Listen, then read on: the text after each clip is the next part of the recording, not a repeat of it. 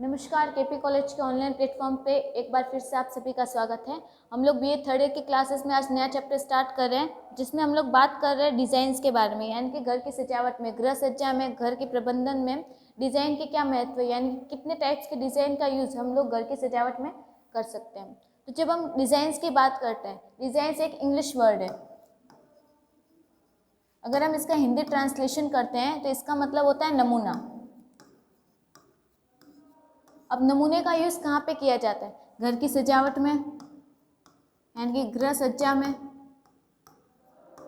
और इसमें हम लोग यूज़ करते हैं अलग अलग तरह के आकारों को, आकृति को, बनावट और रंगों का यूज़ करके, यानी कि घर की सजावट के लिए हम आकार, आकृति, बनावट और रंगों का यूज़ करके कोई भी डिज़ाइन बना सकते हैं। क्योंकि डिज़ाइन में कई तरीके के आकार प्रेजेंट होते हैं, उनमें आकृति भी अलग अलग होती है, इनकी बनावट भी अलग होती है और रंग भी अलग अलग होते हैं। यानी कि ये सभी क्या है? ये सभी है हमारे कला के तत्व, कला के तत्व।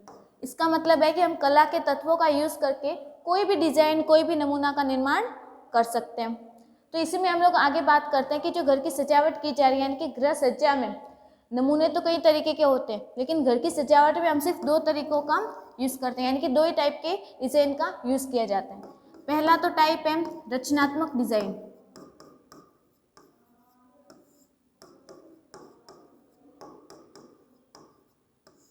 पहला जो डिज़ाइन है उसे कहते हैं रचनात्मक डिज़ाइन, और दूसरा डिज़ाइन है वो होता है सजावटी डिज़ाइन,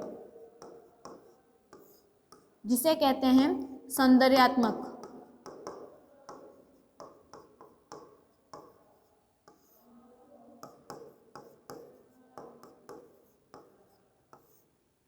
यानी कि घर की सजावट में सिर्फ दो तरीके के डिज़ाइन का यूज़ किया जाता है, एक है रचनात्मक डिज़ाइन और एक है सजावटी या सौंदर्यात्मक डिज़ाइन। और इस चैप्टर में हम लोग सिर्फ इन दो डिज़ाइंस के बारे में बात करेंगे। तो एक एक करके देखते हैं। सबसे पहले हम लोग बात करते हैं रचनात्मक डिज़ाइन के बारे में कि रचनात्मक डिज़ाइन क्या होती है, इसकी क्या विशेषता है।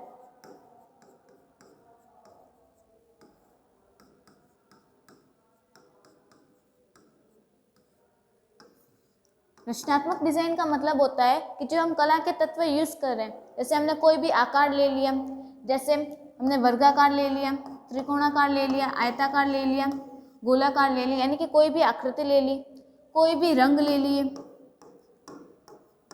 ठीक है, हमने लाल रंग ले लिया, पीला रंग ले लिया, नीला रंग ले लिया, कोई भी रंग ले लिया। इसका मतलब है यानी कि कोई भी आकार, कोई भी रंग, कोई भी आकृति, कोई भी बनावट, कोई भी रेखा, यानी कि इन सभी चीज़ों का यूज़ करके, यानी कि कला के तत्वों का यूज़ करके जो डिज़ाइंस हम बना रहे हैं। अब ये डिज़ाइंस हम कहाँ पे बना सकते हैं? किसी पेपर पे भी बना सकते हैं, यानी कि हम कागज़ पे बना रहे हैं, या किसी स्थान पे बना रहे हैं, स्थान में दीवार आ सकती है। फिर हम लोग लकड़ी पे बना सकते हैं, यानी कि किसी भी जगह पे बना रहे हैं, यानी कि हम किसी भी आकार, आकृति, रंग, रेखा, इन सभी चीज़ों का यूज़ करके और इन सभी चीज़ों से हम किसी भी स्थान पर अगर कोई चित्र बना रहे हैं तो वो सारे डिज़ाइंस कहलाती है रचनात्मक डिज़ाइन। रचनात्मक डिज़ाइन का मतलब क्या हुआ? यानी कि जब हम पेपर और पेंसिल से कागज़ पर कुछ बना रहे हैं, यानी कि हम जो ड्राइंग बनाते हैं छोटे बच्चे, उसमें हम कोई भी डिज़ाइंस का यूज़ करते हैं। यानी कि अगर कोई झोपड़ी बना रहा है, छोटे बच्चे झोपड़ी बनाते हैं तो उसमें कई तरीके के आकार का यूज़ किया, रेखाओं का यूज़ किया, दरवाज़ा बनाने के लिए हमने आयत का यूज़ किया, यानी कि किसी भी तरीके का यूज़ करके हमने क्या बना ली? एक चित्र बना लिया। इसमें हम लोगों ने आकार लिया, रेखाएं ली, इसकी बनावट बन गई, इसका शेप अलग अलग हो गया। अब इसमें हमने रंग भी अलग अलग भर लिए, खिड़कियों पे अलग रंग कर दिए, उसकी छत पे अलग रंग कर दिए। हमने क्या किया? एक ड्राइंग बना ली।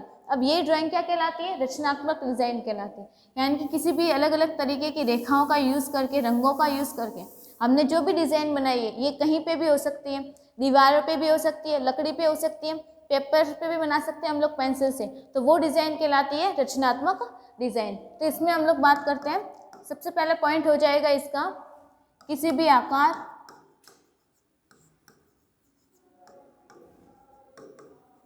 किसी भी आकार, आकृति, रेखा, बनावट, रंग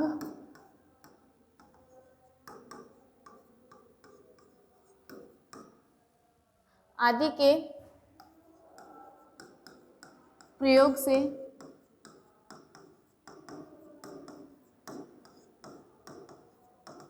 बनाया गया डिजाइन या चित्र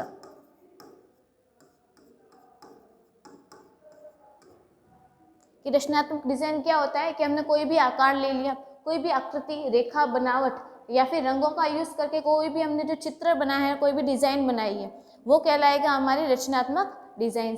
और ये जो रचनात्मक डिजाइन है हम ये कहाँ पे बना सकते हैं? कागज, कोई भी वस्तु हो सकती है, कोई भी स्थान हो सकता है, लकड़ी हो सकती है, ठीक है, दीवार हो सकती है, आदि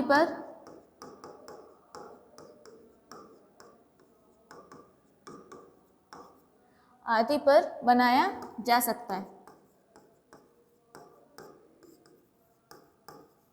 यानी कि रचनात्मक डिजाइन का निर्माण हम किसी भी कागज पे कर सकते हैं, कोई भी वस्तु हो उस पर भी ये कलाकारी कर सकते हैं, कोई भी स्थान हो सकता है, लकड़ी हो सकती है, दीवार हो सकता है, इन सभी चीज़ों पे भी हम रचनात्मक डिजाइन का निर्माण कर सकते हैं। तो जो पहला टाइप है रचनात्मक डिजाइन, इसके बारे में बात कर ली कि जो आकार, आकृति और रंग अलग अलग हो, इनका यूज़ करते हैं हम कोई भी चित्र बना सकते हैं और किसी भी स्थान पे बना सकते हैं। अब हम देखते हैं कि ये जो रचनात्मक डिजाइन होता है इसकी क्या क्वालिटी होनी चाहिए, यानी कि ये रचनात्मक डिजाइन कैसा होना चाहिए। तो हम इसकी विशेषताओं की बात करते हैं। तो रचनात्मक डिजाइन जो होता है, हमने मान लो लकड़ी की बात कर ली, लकड़ी पे कई सारे हम चित्र बने हुए देखते हैं। यानी आजकल जो ट्रेडिशनल आप लोगों ने कुछ चीज़ें देखी होगी, जैसे पुराने राजा महाराजाओं का जो महल वगैरह होते हैं, वहाँ के जो डिज़ाइंस वगैरह होते हैं, जो कुर्सियाँ वगैरह होती हैं, उनमें कई सारे चित्र बने होते हैं, यानी कि उनमें भी हाथ से कलाकारी की हुई है। यानी कि जब हमने अलग अलग डिज़ाइन का यूज़ करके लकड़ी पर जो कलाकारी बनाई, यानी कि लकड़ी पे हमने रचना की, यानी कि डिज़ाइंस का निर्माण किया। अब वो डिज़ाइंस कैसे होनी चाहिए? सुंदर होनी चाहिए, यूज़फुल होनी चाहिए। यानी कि जो रचनात्मक डिज़ाइन से जो कलाकारी बनती है, जो भी वस्तु का निर्माण होता है वो सादा और सरल बनता है। यानी कि रचनात्मक डिज़ाइन के द्वारा जो भी नमूना रेडी होगा वो कैसा होगा? सरल और सिंपल होगा।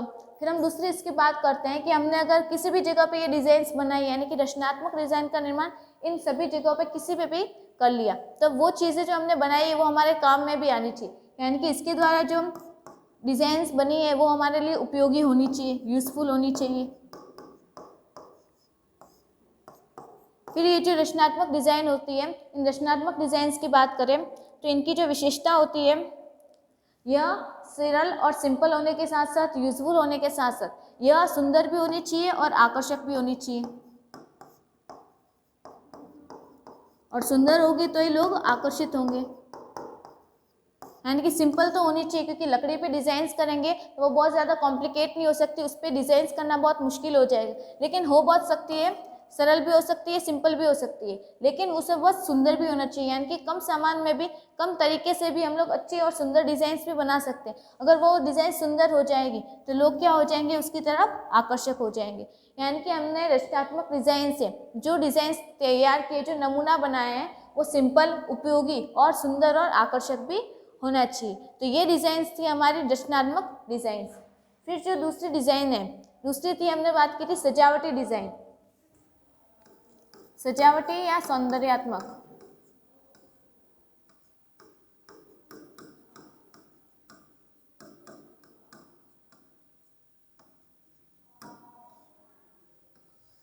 अब सजावटी या सौंदर्यात्मक क्या होता है? तो सजावटी और सौंदर्यात्मक का मतलब होता है यह भी रचनात्मक डिजाइन्स पे ही आधारित होता है।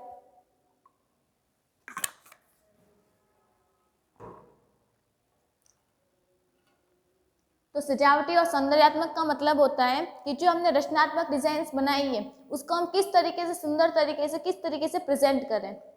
यानी कि हमने जब रचनात्मक डिजाइंस को देखा था कि हमने मान लो लकड़ी से कोई भी डिजाइन तैयार कर ली, उसकी ये डिजाइन तो क्या है? सिंपल है, लेकिन हम इसको सजाने में किस तरीके से यूज़ कर रहे हैं। अब चीज़ें सिंपल तो है लेकिन हम उसको अच्छी तरीके से सजाना हमें आना चाहिए, क्योंकि घर की सजावट की बात कर रहे हैं, हमारी जो यूनिट चल रही है वो भी घर की सजावट के बारे में, यानी कि गृह सज्जा के बारे में। तो हमारे पास सामान कम है, सामान सिंपल है, लेकिन उस सिंपल सामान को हम सजा कैसे रहे, हमें सजावट करने का गुण होना चाहिए।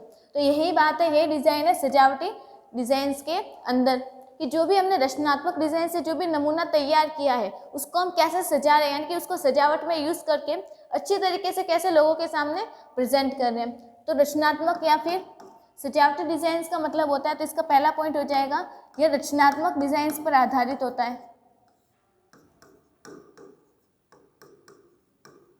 रचनात्मक डिज़ाइंस पर आधारित होता है, क्योंकि इसका जो बेस है, हम किसको ले रहे हैं, रचनात्मक डिज़ाइन से जो चीज़ बनी है उसको ले रहे हैं। रचनात्मक डिज़ाइंस पर आधारित हुआ और इससे बने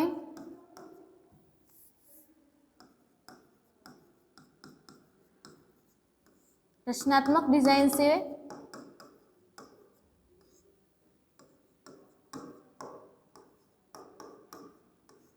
प्राप्त नमूने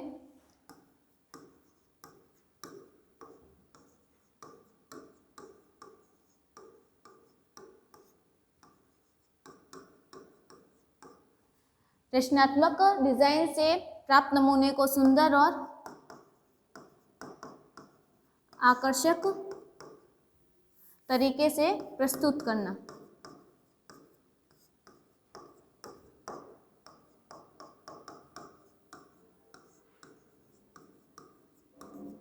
यही क्या कहलाता है, सजावटी डिज़ाइन। यानी कि रचनात्मक डिज़ाइन से जो भी हमने डिज़ाइन तैयार किए, जो भी नमूना बनाए अलग अलग रंगों का यूज़ करके, अब उसको हम किस तरीके से सजा रहे हैं, हमारे में सजावट का गुण किस तरीके का है, और ये डिज़ाइंस कहलाती है सजावटी डिज़ाइंस। अब हम इसकी विशेषताओं की बात करें तो जो सजावटी डिज़ाइन है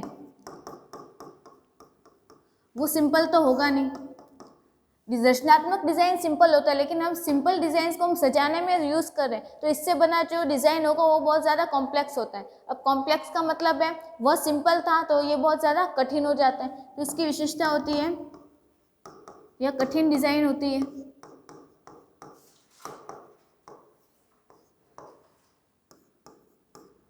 और ये जो सजावटी डिज़ाइन हो रही है, सजावट करने के लिए हम निश्चित अनुपात का यूज़ करते हैं, यानी कि हमारे पास जितना भी सामान है हम उस सारे सामान को एक ही जगह पे भर के नहीं रखते, एक ही जगह पे सजा के नहीं रखते। उसके लिए हम, जैसे हमारे पास घर में शो केस होता है तो हमारे पास उसमें हम लोग लिमिटेड चीज़ें रखते हैं, यानी कि एक निश्चित अनुपात में चीज़ों को जमा के रखते हैं। सारी चीज़ें एक ही जगह पे भर के नहीं रखेंगे, कुछ सामान ऊपर रखा है कुछ नीचे रखेंगे, यानी कि हम लोग क्या करें, हम निश्चित अनुपात में जमा के रख रहे हैं, यानी कि हमने अलग अलग प्रपोर्शन में बांट लिया, यानी कुछ सामान इधर रखा है तो कुछ सामान इस तरफ रख लिया। यानी कि हम लोग कोई भी सजावट कर रहे हैं तो उसमें हम लोग जो कठिन सामान है, कठिन डिज़ाइन को निश्चित अनुपात में सजा के रखते हैं, यानी कि हमने सजाने के लिए उचित अनुपात का यूज़ किया है। और ये जो सजावटी डिज़ाइन होती है निश्चित अनुपात यानी कि उचित अनुपात के साथ साथ ये जो डिज़ाइन होती है ये उपयोगी भी हो सकती है और उपयोगी नहीं भी हो सकती, क्योंकि हम जो भी चीज़ें सजाने में यूज़ करें वो सारी हमारे काम में, ये ज़रूरी नहीं है। सजाने के लिए हम कोई भी चीज़ों का यूज़ कर सकते हैं, लेकिन हमने जो रचनात्मक डिज़ाइन की बात की थी वो हमारे लिए उपयोगी होनी चाहिए, लेकिन जो सजावटी डिज़ाइंस होती है इनका यूज़फुल होना ज़रूरी नहीं होता, यानी कि उपयोगी होना आवश्यक नहीं होता है।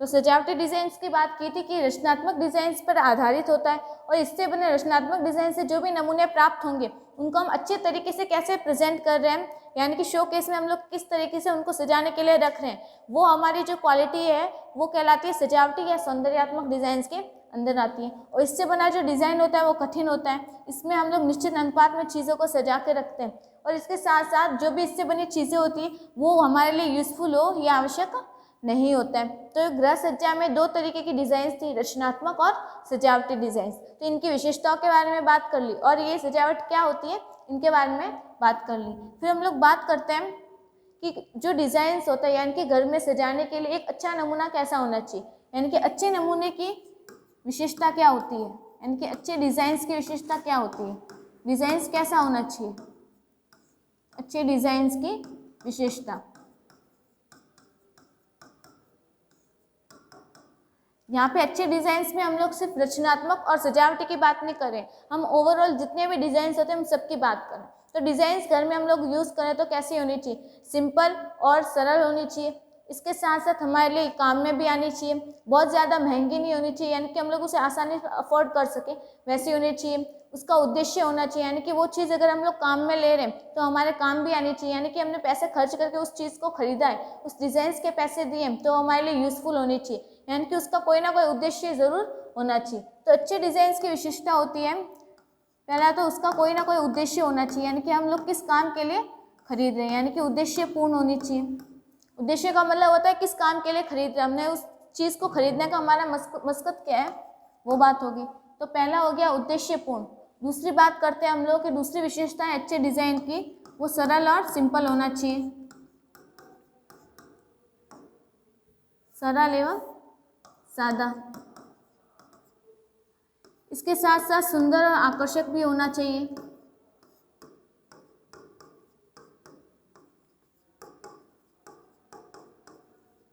अगर डिज़ाइन सुंदर है तो आकर्षक भी हो जाएगा, और कम खर्चीला होना चाहिए, यानी कि ज़्यादा महंगा नहीं होना चाहिए, उपयोगी भी होना चाहिए।